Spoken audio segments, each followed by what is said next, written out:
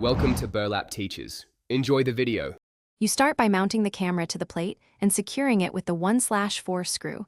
This prevents wobble.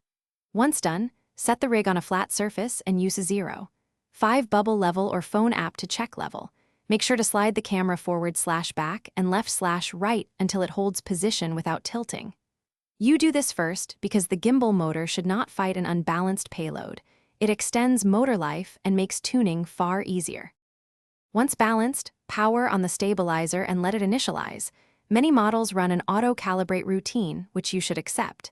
If motion feels jerky, switch to manual PID tuning and reduce responsiveness, then increase in small increments.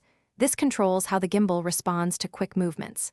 Make small 1-2 mm adjustments to roll, pitch, and yaw and test after each change. Finally, set follow modes and joystick sensitivity to match your shooting style, and make sure motor strength matches the camera weight. You now practice controlled moves, slow pans, gentle tilts, and smooth tracking to learn the stabilizer's inertia and limits. If you notice drift, stop, power down, and rebalance the camera. Drift usually means the payload shifted or balance wasn't precise.